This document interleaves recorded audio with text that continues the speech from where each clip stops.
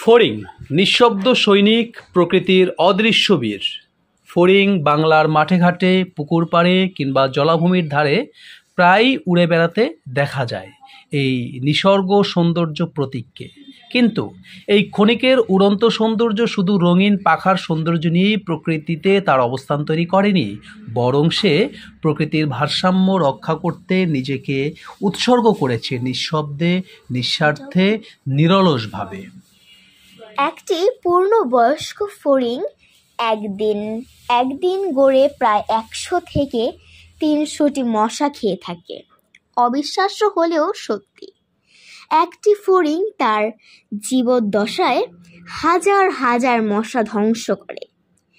এরা নিশ্চিত্রভাবে ওড়ার সময় তাদের জটিল চোখ দিয়ে নিশানা করে ধরে ফেলে মশাকে। নিঃশব্দে এই শিকার কার্যক্রম চলে চলে চলে প্রতিনিয়ত, যেন এক প্রকৃতি নিযুক্ত শিকারী। তাদের গঠনই এমন, তীক্ষ্ণ দৃষ্টিশক্তি, গতিশীল পাখা আর ক্ষিপ্র প্রতিক্রিয়া, যা মশার মতো ক্ষুদ্র ও ক্ষিপ্র পতঙ্গকে সহজেই ধরে ফেলতে পারে। তারা এমন দক্ষ শিকারী যে তাদের সফলতার হার ৯৫%-এরও বেশি, যা পৃথিবীর যে কোনো শিকারের মধ্যে অন্যতম সর্বোচ্চ। ড্রাগন ফ্লাই শুধু মশা খেয়েই থেমে থাকে না, তারা মাছি, ছোট পোকামাকড়, এমনকি কিছু ক্ষেত্রে কীটপতঙ্গের ডিমও খেয়ে থাকে, যা আমাদের পরিবেশকে সুস্থ ও ভারসাম্যপূর্ণ রাখতে সাহায্য করে। এই কারণে অনেক বিজ্ঞানী ও পরিবেশবিদ ফড়িংকে বলেন প্রাকৃতিক কীটনাশক, যারা কোনো রাসায়নিক ছাড়াই মানব সভ্যতাকে রক্ষা করে। আমরা যা করছি তা বিপরীত। দুঃখজনকভাবে অজ্ঞতা ও অবহেলার কারণে আমরা অনেকেই ফড়িংকে তুচ্ছ জ্ঞান করি, অনেক সময় মেরে ফেলি শুধুমাত্র খেলার ছলে কিংবা শখে। কিন্তু একটি ফড়িং মারা মানে হলো প্রতিদিন শতাধিক মশাকে বাঁচিয়ে দেওয়া, অর্থাৎ নিজের হাতেই নিজের ক্ষতির রাস্তা তৈরি করা।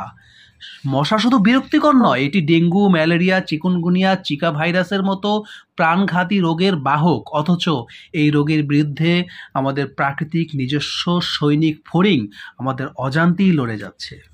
ফড়িং পরিবেশের একটি সুযোগ প্রজাপতি, অর্থাৎ যেখানে ফড়িং বেশি দেখা যায়, বুঝতে হবে সেখানে জলাশয় সুস্থ, বায়ু বিশুদ্ধ, প্রকৃতি এখনো জীবিত। কিন্তু জলাভূমি নষ্ট হলে, কীটনাশক ব্যবহারে বা নগরায়নের চাপে যখন তারা বিলুপ্ত হতে শুরু করে, তখন আমরা খেয়াল না করেই প্রকৃতির ভারসাম্য হারিয়ে ফেলি। এখন আমাদের করণীয় কি?